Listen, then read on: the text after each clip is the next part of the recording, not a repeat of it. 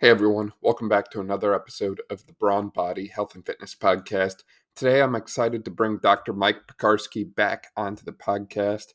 And Dr. Piekarski and I are going to be discussing a variety of things, but ultimately it comes back to our take on a lot of the things you see online right now.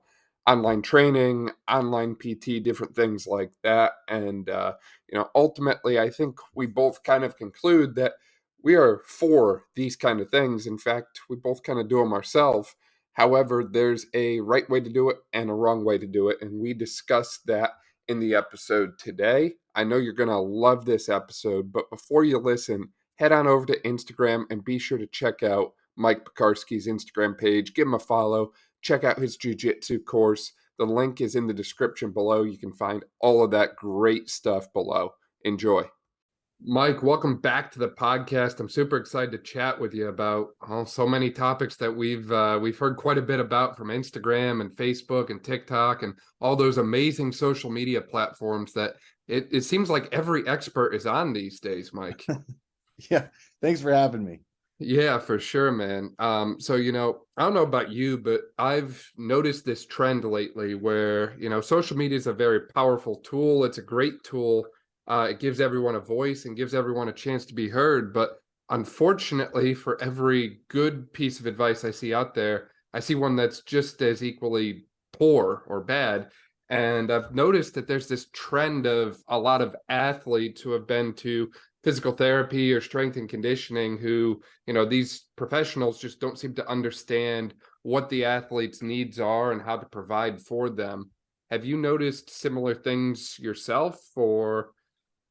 Yeah, well, I would say two things. I'd say one, from a healthcare professional, and this could be just the fact where people who use the typical insurance model, they're just going to whoever is easiest, and not every physical therapist is going to be the same, right? It's, and I do think there's like a big issue with a lot of like people who are sports physical therapists, meaning that really they're just doing basic ortho and they really have no business doing sport, but they think they're doing sport.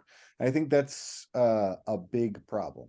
Yeah, no, I definitely agree with that. And I see that all over the place. Is you have an insurance-based model that offers sports physical therapy, and yet the physical therapy services are delivered through a tech or aide who has no formal education.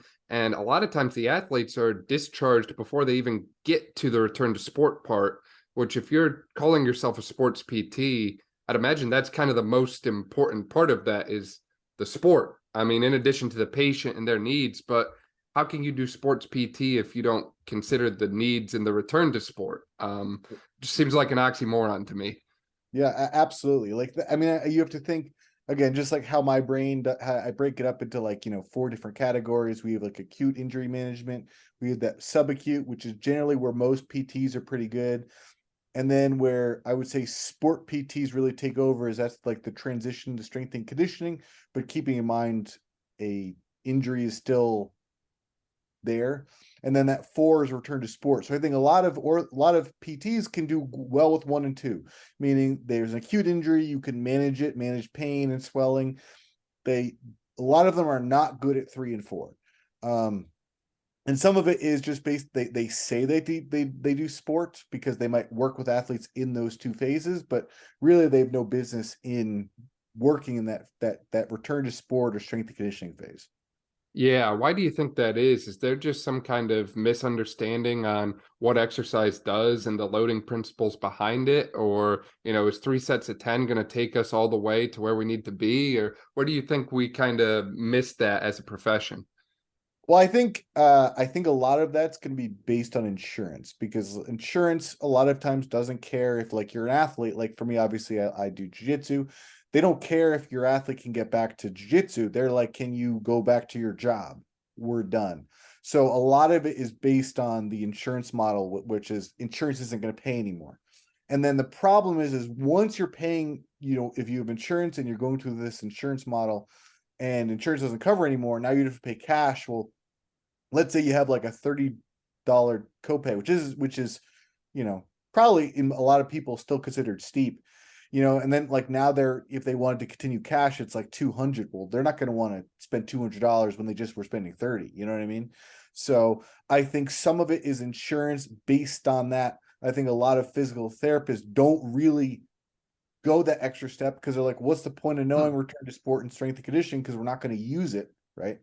Um, and even though like you do see a lot of physical therapists that get their CSCS, which we could talk about credentials and how if they matter or not.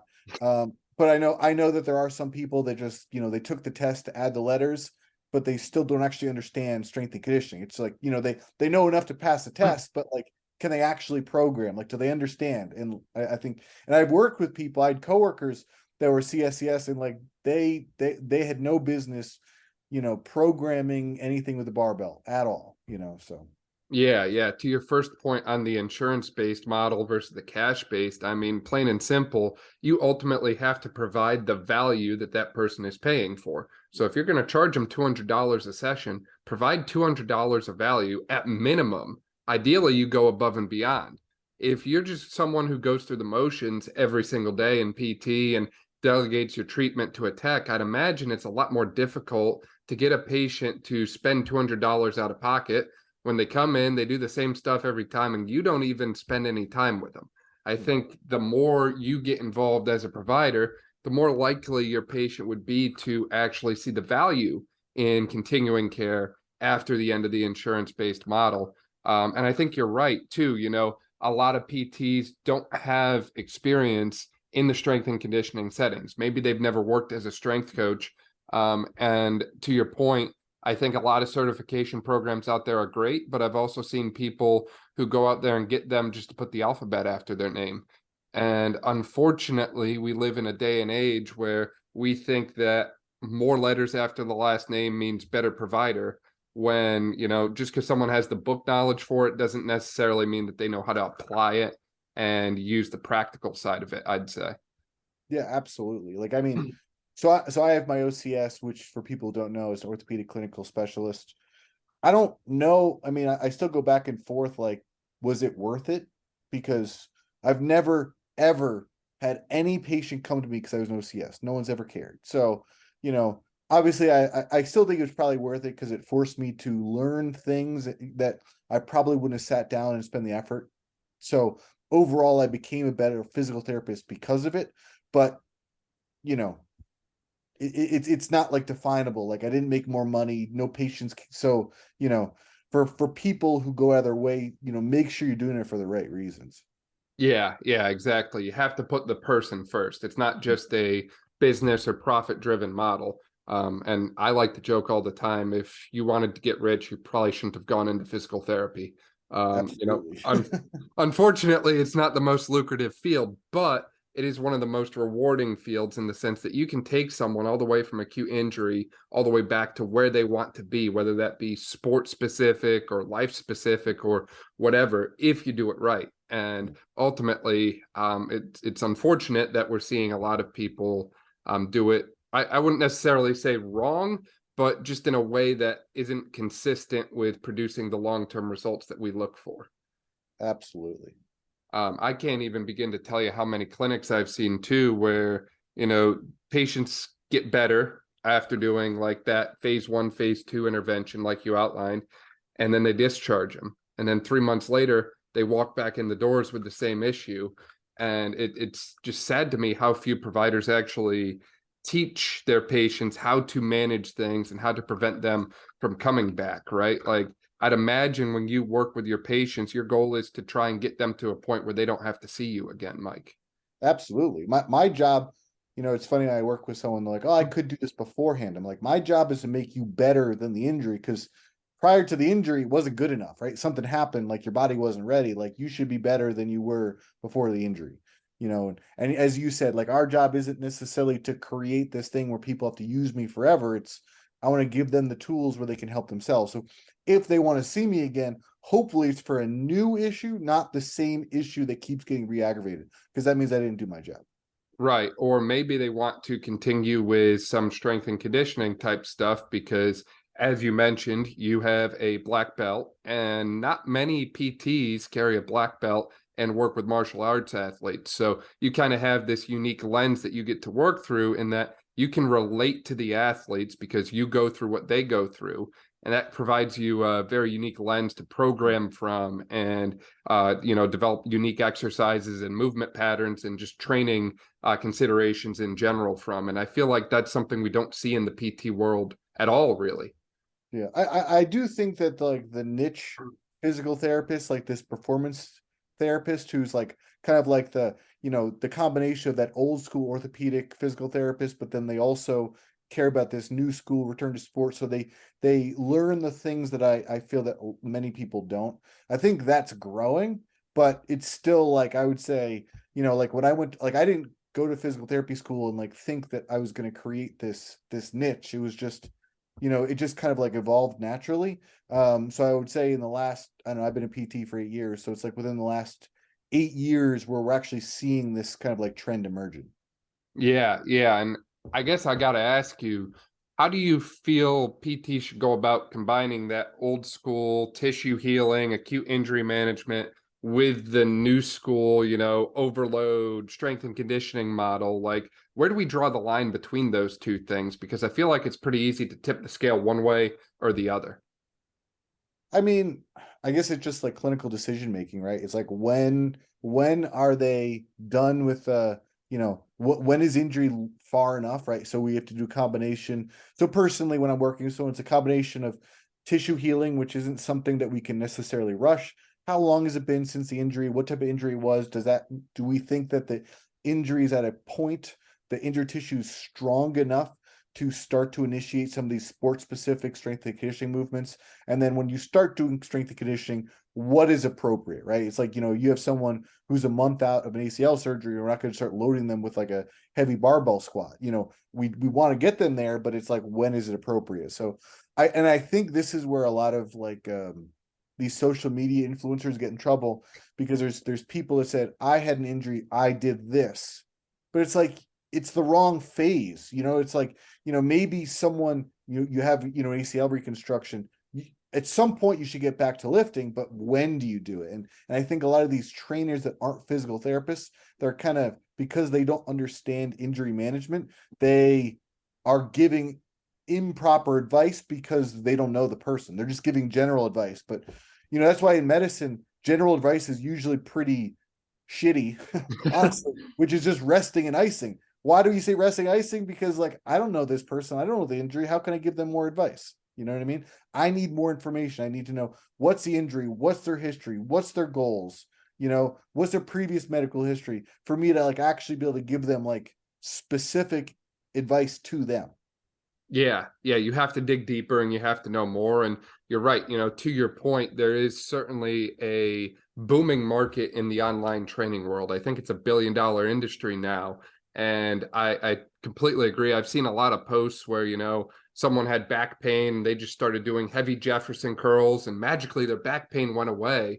I'm sure that, these one or two exercises that some of these individuals continue to promote, I'm sure that's actually the magic pill, and that's the fountain of youth and holy grail. And that's all we ever need to do from a training standpoint. It's crazy to me that we're kind of in this world where we have so much information available, and yet there's just so much bullshit, for lack of a better way to put it, out there. Yeah, absolutely.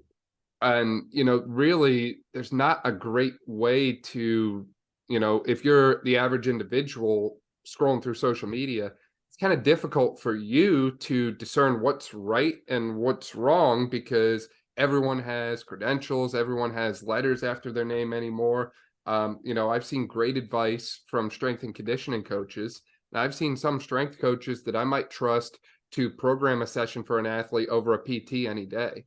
And on the flip side, I've seen PTs that program better than some strength coaches.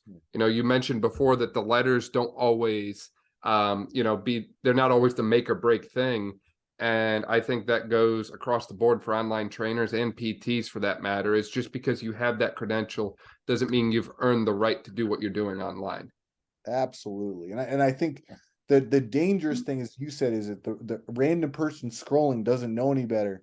And I'm even more worried about the people who they watch this online rehab, and essentially they're trying to like create their own rehab program through what they found on Instagram, which is like just a terrible, dangerous idea. You know what I mean? Because and what they do is like, oh well, this information's free. Well, again, unfortunately, the best things in life aren't free. Like it might be free, that doesn't mean it's good advice. It's advice, you know. So, you know, maybe, you know, there are people that might respond to it, but I would say overall, like, you know, having specific programmed uh you know, interventions is going to always beat just some random stuff that you find online. Exactly. And, you know, if someone has an injury, how do you even know what the injury is, right? Like if you're given the Jefferson curl for lower back pain, Yeah. what if someone, you know, blew a disc in their lower back and they're actually more of an extension bias and Yeah. heavy loaded repeated flexion is actually the thing that pisses it off even more? You Yeah. know, that's a weird spot to find yourself in as the Yeah. strength coach or trainer who's trying to help people rehab from injury. Yeah. Yeah. And I think that's the problem is, you know, I think trainers hopefully realize like what they do and what is not their scope. And I think that a lot of these online trainers are kind of like trying to kind of get into this injury management scope, which is they've no business being in. And like I said, I think it's dangerous. Yeah, it definitely is. And I do think there is a, you know, I don't want to be super pessimistic throughout the whole episode. I do think there is a brighter side to this. I do think that the online training world has an upside. You know, it's going to provide access to training to a lot of people who probably wouldn't get it otherwise. And, you know, looking at the way America's health is going, I do think people need to exercise more. But do you have any kind of concepts for how online trainers should do that safely? Or how an online trainer can actually, you know, assess someone in some capacity online and decide, hey, maybe this person should go get looked at by someone before we start with them. Yeah. I mean, so I work both as a physical therapist and I do some performance training for, you know, combat athletes. So I do actually do online programming for people. And generally it's like, you know, it's, you know, I'm still going to do some type of movement assessment. I'm going to talk to them with their goals, what they're doing, make sure they're appropriate for that phase of treatment, right? So if I'm working with someone that had an injury, most often I have them go to their in-person physical therapist first. They do that phase 1 and 2. They get discharged. And again, I'm kind of like the role of a personal trainer who understands injury management. So I'll still do that. And we can do a lot of stuff online, but there's some things I cannot do online, right? Like there's like, I can't palpate them. I can't assess, you know, like what's the integrity of that ligament, you know, like that stuff I cannot do. So, you know, again, that I don't do it. So I just say, hey, if you want to work with me, go see a local PT first, get discharged, and then I can take over when you would again go see that personal trainer. But I understand injury management. I also understand your goals because I primarily work with combat athletes. Yeah, exactly. And I really like that model because first off, you get to spend your time doing what you are best at, which is kind of that phase 3, phase 4 that we talked about earlier. And, you know, as you mentioned, most PTs are very good at acute injury management. We can usually treat pain and get things feeling better in a quick manner.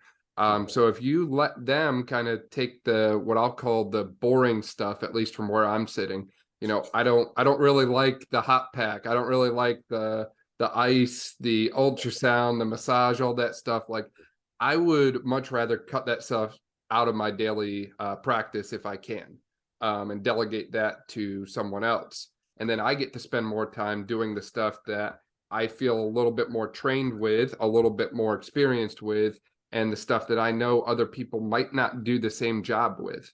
Absolutely. Absolutely. I would say on the online piece as well, it doesn't just stop with training alone. I feel like there's so much other advice for athletes online, whether it be related to diet and nutrition or sleep and all these other things. And, you know, I'd like to say that although we're a physical therapist profession, you and I, there's a lot more to it than just the physical side of exercise. All these other factors come into play, especially in a sport like jiu-jitsu, where you have your background there. Do you feel that most online trainers and online gurus and experts have been offering good insight and good advice and evidence-based stuff as it relates to those topics like nutrition and sleep and stress management and the mental side of the sports, or are most of them still just kind of speaking from experience and hitting that n=1 and what worked for them is going to work for everyone kind of thing? I mean, I would imagine, like, again, if you're a trainer, you understand exercise. So those people that go into nutrition and sleep management, they probably don't have the proper education. They're probably not evidence-based. So it's more likely going to be based on like what they know. And, like, so like for people who don't know, jiu-jitsu is a weight class sport. I've done mixed martial arts. So I've actually, before I was a physical therapist, I was considering going the nutrition route. I was actually going to, like, try to become a nutritionist, and then my uncle talked me out of it, and it was a great decision. But even then, even with whatever background I think I have, I still tread carefully with the education that I have, knowing what my weaknesses are. I remember I worked with a coach, and he gave nutrition advice to this one fighter, and this guy had to go to the hospital just because he ended up, I mean, again, the fighter wasn't listening to the coach 100%, but it was still, the coach gave him advice. He kind of like took it to a different level. He like stopped eating protein. He had to get hospitalized. It was actually like a big issue. And that like kind of made me realize, like, you should really know what you're talking about if you're going to give advice. Yeah, yeah, no, exactly. And as we mentioned before, it's very difficult to find out, who's giving good advice versus poor advice. I was looking at different sleep coaching certifications earlier today, and there was one that came up that looked very well put together, or at least the marketing makes it look very well put together. And there was another one that actually had a free sample download. And it was funny because in the free download, there was 3 citations, and all of them were books written by authors, not textbooks, not research articles, just books. And most of it was speaking from personal experience by whoever designed the course. So is there some kind of litmus test that you have people use, or that you use yourself, to kind of help discern what advice online in those spaces is good and helpful versus what is just, completely out of left field? I don't know if I have any like good advice on who to listen to, because some of it, again, like, because we're medical professionals, so like we have a better understanding of, like, look at literature, like, is this study like legit or is it crap? We look at this person and their training, again, are they citing evidence, or are they just, talking about expert opinion, which we know is at the bottom of the evidence pyramid. So people relying on this expert opinion is still the lowest level of evidence, right? So, it depends on what you're working on, but somebody who actually will cite research, hopefully makes me a little bit more hopeful that they're going to be a bit more credible. Yeah, definitely the citation, and not just citing it, but hopefully taking their time and doing the due diligence to make sure that, they read the whole article and Yeah. understand it. Because I see a subset of people, I call them the PubMed Rangers. They go online, they go into PubMed, they find a conclusion that agrees with what they want to say, and they post that. Yeah. And they forget the methods, they forget all the other aspects of the study. They just said, well, the conclusion says what I want it to say, so therefore I'm going to cite it. Yeah. And I've speaking of, I've seen someone who did post research, and I was kind of curious, and I went to an article, and I was like, I don't really see where they got this conclusion. So it's like, again, now I'm questioning this person, like, how credible are they? Because I am not getting the same point from reading the article, so just because you cite research, and that's why, for me personally, like, so I try to cite research as much as I can when I can, and I use like proper methods so someone can actually like go find the article and read it themselves, because you have those people that just put like the name of the author and then the year. So like for me, it's like, it's not easy to find. Like, I still have to put a lot of effort in, and then I can decipher, is this article bullshit or not. Yeah, yeah, no, exactly. And, one of the other things I would say that I see a lot on your page that I really like is, one, you're transparent in the sense that you post what you're doing on the day to day, right? I think recently you were at the Revolution and you went like 4-1 or something like that. And I like that people get access to what you're doing on the day to day. You're not just someone who sits there and says, yes, I have a black belt. You're actually showing people that, hey, I have a black belt and I'm still training, I'm still competing. Yeah. Because I think there's a difference between someone who has some kind of title and someone who has the title and continues to train and compete and push themselves to get to the next level. And I would say the other thing I think that I really like from your page is you post a lot of very specific things. So, for example, you might post like a MMA fighter's shoulder injury, and then you do your best to break it down and you go in depth and detail. It's not like just a paragraph explanation. It's like you put your time in, and you Yeah. can tell that even if you aren't familiar with the medical field. Yeah. Yeah, I mean, like I said, like the hardest thing with the MMA reporting is, a lot of times I'm based on the information available, right? So I'm not Right. doing the diagnosis, so I have to kind of wait until the news reports what the injury is. Sometimes I might just say this is my hypothesis of what I think is happening, and I do get it wrong, like that happens. It's funny when people are like that was wrong. I'm like, yeah, that's okay. Like that's why it's hypothesis. We, we, Um, we call it the practice of medicine for a reason, right? yeah, And as we're talking too, the other trend I've seen, I like it. I see a lot of student physical therapists and exercise science students making pages and sharing tips and advice and stuff like that. And again, I am all for the promotion of things that, put people into a healthier position, a healthier state of mind. I think that most people could benefit from more exercise. But I've also seen cases where students maybe take it a little too far. And maybe I was guilty of that myself when I was a student. I had an Instagram page, I had a few thousand followers. Maybe I pushed a few things too far myself. Where do you see the line going in there for students, for people who are still in school, not yet licensed, not yet earned their degree? Is there a line for them as far as giving advice online and kind of, commentating on some of these different injury videos and clips and that yeah. sort of thing?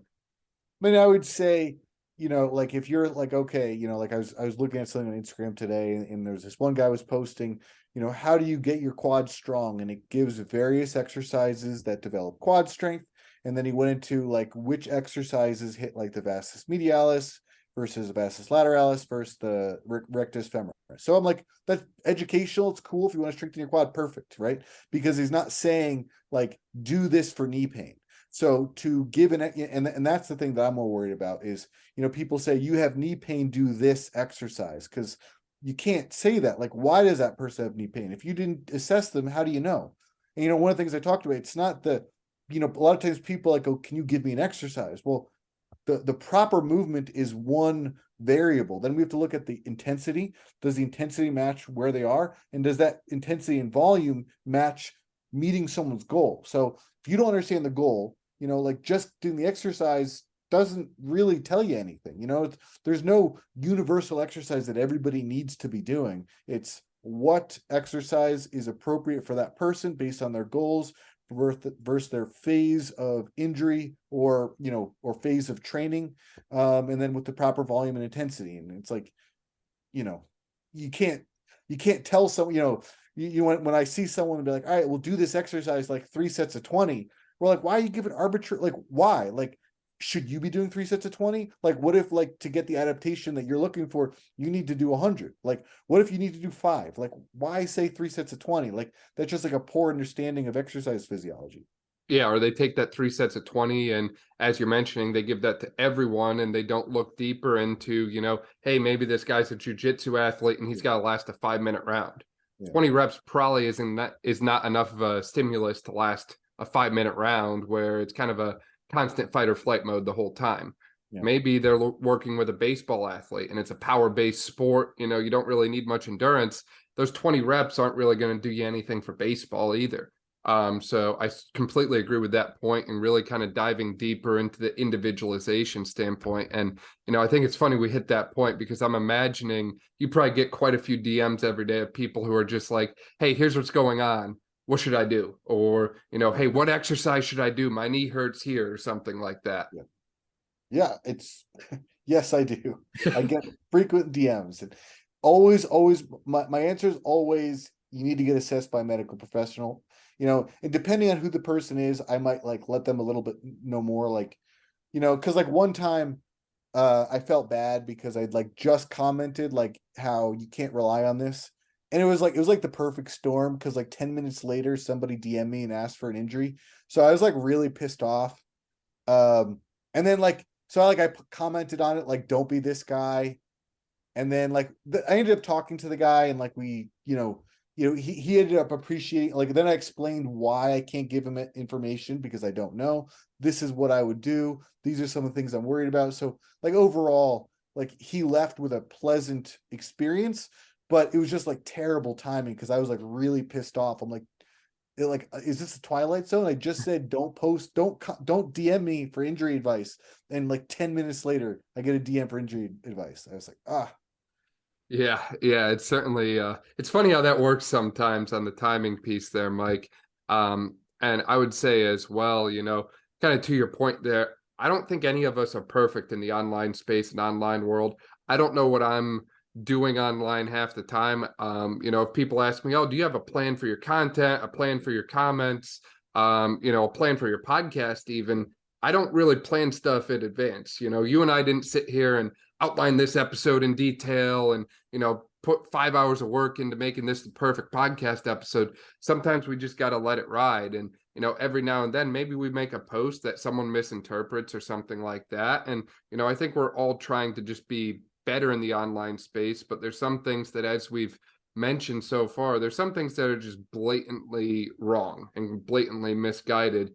And there's a lot of individuals out there who are unfortunately just looking for a paycheck from the online space as opposed to actually trying to have a positive impact and help others. yeah, absolutely. And I would say the other thing too on that note is I've noticed a lot of people who they seem to like pay for their following somehow.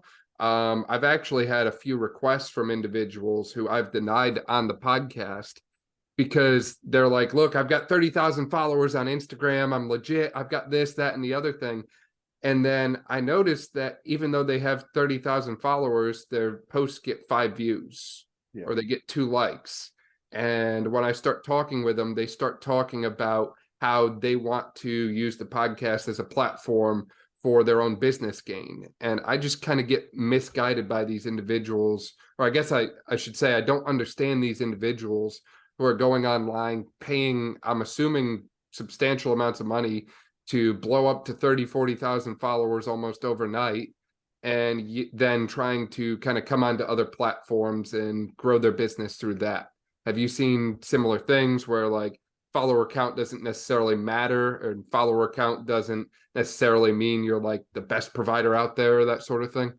Yeah, I mean, I don't think follower, the amount of followers that matters at all. Like, because there's some people they just get lucky. Like you put, it's almost like infuriating because I'll see someone post and like something goes viral and it gets like 8 million views. So, I was like, I've been working on this for like 6 years. Like, but anyway, the amount of followers you have doesn't necessarily mean the person's legit. And I think that sometimes people overemphasize, they think that follower counts matter, but it just because someone has a lot of followers doesn't mean that they're giving good advice.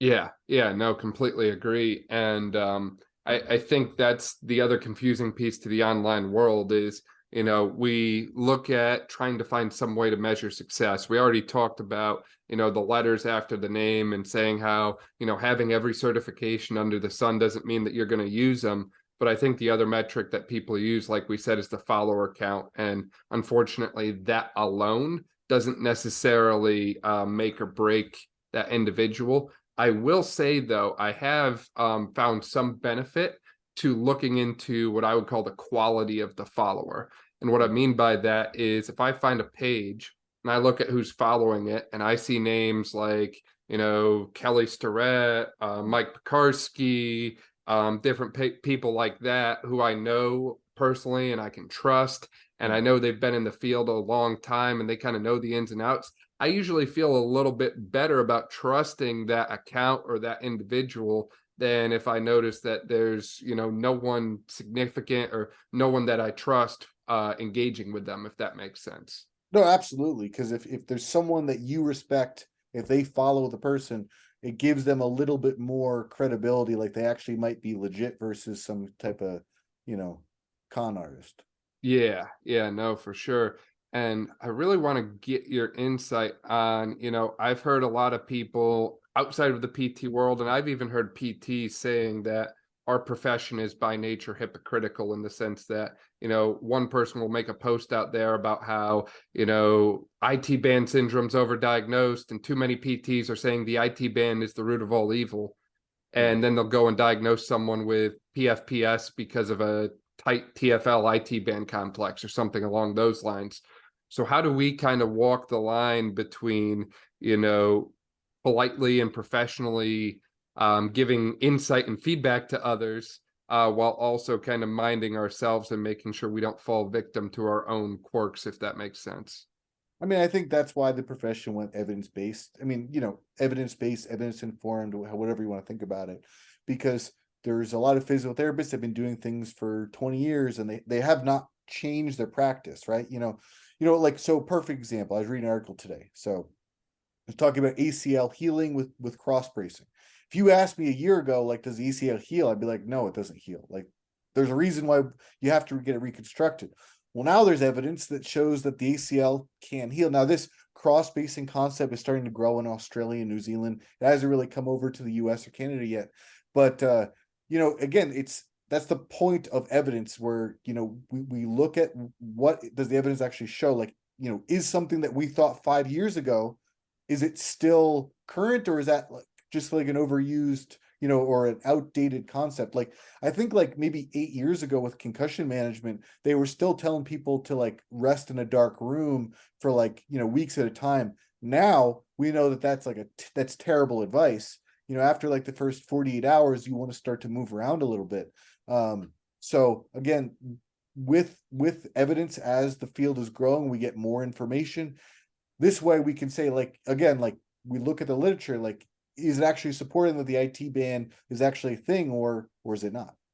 Yeah, no, I love that point, and I think it's so funny you referenced that ACL article there. I think it was published in British Journal of Sports Medicine Yeah. about 2 weeks ago. One of my patients who was coming to me for prehab ACL actually sent me a copy of that article Yeah. because he was like, "You've got to read this. It's so exciting," and it really blew my mind because I'd never heard of something like that before, and Yeah. yeah, I think it's exciting how the field is constantly ever evolving.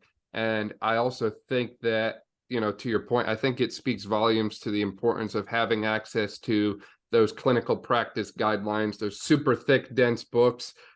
There's times where I love them. There's times where I may or may not agree with the Yeah. points that they make. But I can tell you right now that there's a lot of smart individuals who put a lot of time and effort and energy into making those happen. And if you're not sure about something, it's a better resource than just going off of the random guy on Instagram. Absolutely, absolutely. And that's a thing. Like, I might read an article, or I might, like, listen to someone that I disagree with, but I for me to really disagree with them, I really have to see like where they're coming from. Like, where did they come up with this claim? Because what if I read the paper, I'm like, oh wow, like, I actually agree with this person, or like, no, I see what they're saying, and I understand where they're getting this conclusion, but I still disagree. Because that's how you have a intelligent dialogue. Is like, like, you can't, with Instagram, unfortunately, like, I've had people sometimes complain that things are too short. I'm like, man, like, I only can fit so many characters into a post. That's why I created a course, so I actually could talk as long as I feel like I need to get my point across. Yeah, and sometimes you have to go into that level of detail in order for people to understand it. And, Yeah. like you mentioned before, I'll come out and say it now. You mentioned before that, it's not necessarily good to follow advice you see online and put together your treatment program based on what you saw on Instagram.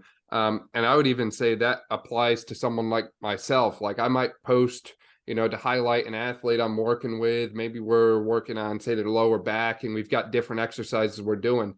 That doesn't mean that you go and take those exercises and throw them in your athlete's next lower back, session if they've got the same pain complaint, because you don't know what that individual's presented with to me.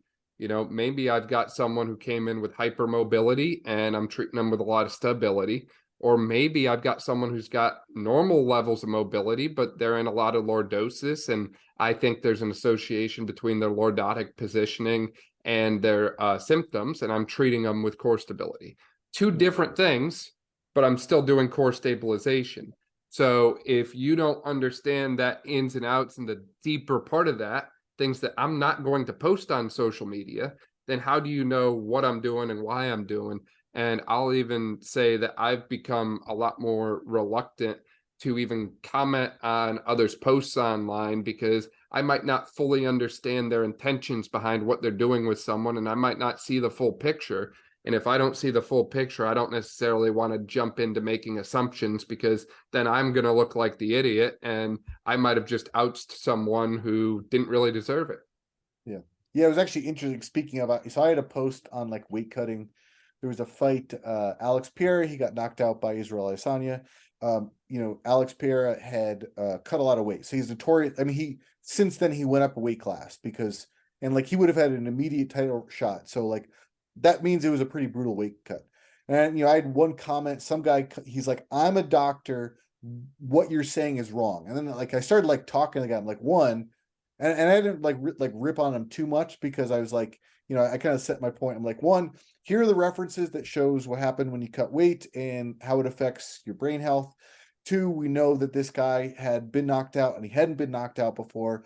Three, we know that this guy cuts a ton of weight and he's going up a weight class. And then the guy stopped responding, right? It's like, it was just like he was assuming because he's a medical doctor that he's more credentialed to discuss weight cutting than me, which is not true at all, unless you're like a someone who like that's your specialty, like you study like kidney function or ringside management. Like a medical doctor has like is going to have zero education on weight cutting, right? So it was just like kind of interesting because again, like he's a doctor, I'm assuming MD of some sort, and he made a comment and then again he stopped responding, so I'm assuming he realized that he was in the wrong and he stopped the discussion. Yeah, and I mean, to the point that we made earlier, a lot of PTs may or may not understand the demands of athletes. I think that applies on a broader sense as well. And I've been fortunate enough to work with so many amazing doctors and surgeons that way. But sometimes it's kind of difficult to understand the demands of the athlete if you haven't gone through it yourself. And sometimes athletic endeavors kind of defy what we normally consider as healthy. For example, I've seen different professional fighters will lock themselves in a sauna and sweat out 8 to 10 pounds of weight so they can make weight for their next fight. And that's probably not a healthy thing. That's probably not a longevity focused thing, but that's what the sport demands. So, if you don't understand the demands of the sport and your only answer is to tell someone to stop doing it, then ultimately, I feel like you're doing that individual a disservice. Unless you're in a spot where they're blatantly in a life or death situation, I think it's better to try and find a way to make what they want to do as safe as possible and meet them where they're at, as opposed to just trying to shut everyone down from everything. Because even if you just limited everyone in the world to just walking, no one ever stepped foot on, a sports court or a field or anything like that ever again, someone would still misstep and roll their ankle. Someone would still misstep and tear their ACL. Like some of these injuries are just going to happen regardless of what you're doing. So instead of restricting everyone to not doing anything, let's try and find a way to make what they want to do as safe as possible and kind of look at it more in the lines of a like blatant red flag versus like maybe more of like what I'll call a yellow flag, proceed with caution kind of thing. Yeah, and like what you said, like there's two ways we can look at it. We can take an activity and we could try to make it less dangerous, or we could also try to make the person more resilient to injury. And I think that that's an aspect that a lot of physical therapy therapists forget. Is if let's say you're working with an athlete, they have an injury, because they're not doing what they were doing, maybe they're not doing the sport or strength and conditioning, there's going to be some level of regression. They're going to get weaker. The tissue that's helping them to prevent getting injury is going to start to not be able to handle the same load. So like I had an old coworker, they complained that, where they're working now, a physical therapist had said deadlifts are the worst exercise in the world. They would never program it. Well, if you're working an athlete, and for whatever reason, that athlete, we feel like they would benefit from maximal or heavy, deadlift. And then you take it out. If you don't fill it with something else, now that athletes going to ultimately be weaker and potentially could either affect their performance, or it can make them more prone to injury because now their body, isn't getting the same stress. So I think what the answer should have been was, does this athlete need to deadlift? Two, if we decide that deadlift would benefit, what would be the potential consequences? Because if you say deadlifting as a whole is bad, but like, what if I'm doing like 50% my 1RM? So it's like well below my maximum. Like, that should be safe. Versus if you're like, I don't think you should be doing your 95% 1RM, again, depending on the athlete, like maybe they're right. Like maybe they don't need to be doing like one, like maximal deadlift, but that doesn't mean to just throw out the movement pattern. That just doesn't make any sense. No, I completely agree. And, in today's day and age, there's other ways to make that lower intensity. I'll say there's ways to make that lower intensity exercise function like a high intensity one. Yeah. So maybe I put someone at 30% 1 rep max deadlift, which is very light, but I put a BFR cuff on their, quote unquote, involved extremity. Now, all of a sudden, I can get a significantly higher intensity with a relatively low load. Or, hey, maybe I don't like the concept of a, conventional deadlift with a barbell for this athlete, but I like the trap bar. Or, hey, maybe this athlete doesn't even need to do a double leg deadlift, but a single leg one would really help them out. I think that there's so much value in that kind of formula that you just outlined there, from just asking yourself, what is my athlete going to need to do? Are they going to need to do this movement? And then if they are going to have to do it, how do I program it? You mentioned weight. We could even throw the concept of tempo in there as well. That's something that I feel like most individuals completely forget about. Are they lifting it fast? Are they lifting it slow? And to your point about consequences, do the consequences or potential adverse effects of the exercise change if they move quicker or if they move slower? I think those are all great points. And again, things that are often missed. Yeah. And I think that's probably goes back to the, as I said, PTs are great in phase 1 and phase 2. If that physical therapist doesn't actually lift themselves, how are they going to create an alternate movement, right? And that's why you need to have like a good understanding of exercise with your progressions, regressions, substitutions. So you take something out, what do you give them instead? And I'm not saying it's rocket science, like, but again, it just, that not every physical therapist should be the physical therapist for the athlete for that reason, because if they don't understand the demand of just general exercise or the sport, that athlete's gonna have a problem when they try to go back to sport. Yeah, no, I completely agree. And I think that's ultimately the importance of the progression back as well, instead of just jumping in and saying, well, timeline's up, you're good to go. Make people earn the right to return to what they want to return to.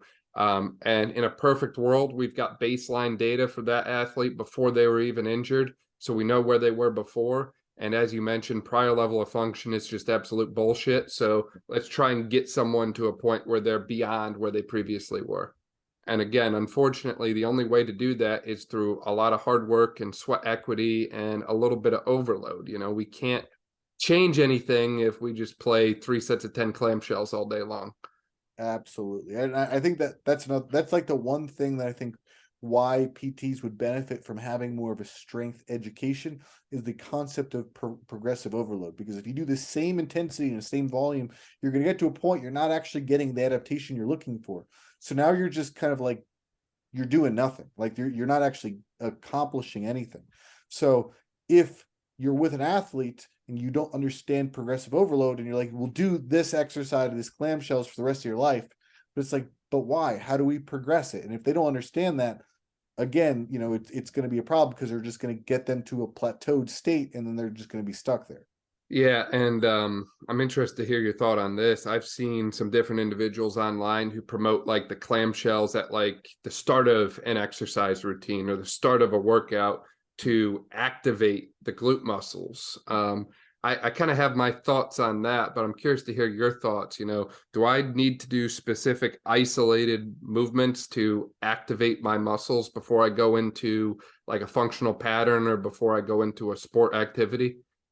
Well, usually how I program, so like how I start my session, how I do it myself, I do some type of joint and tissue prep. Again, Yep. whatever that is, you know. And then I would follow with a, but again, how much effort am I going to put in, right? Because you can take something like a clamshell, I don't really program them. But again, like are we doing it like a lighter load, or are we doing it to actually get the adaptation of like how are we actually trying to fatigue some of these glute muscles? So I would do personally, I do a joint, some type of joint prep, followed by some type of tissue prep, followed by some type of global movement, and then whatever movement I'm doing. So, you know, like for me, if I'm doing jiu-jitsu, I would do some type of joint movement and my some like just some isometrics on areas that I think are beneficial. Then I do sport specific movements. If I was going to lift, then I would do my lift.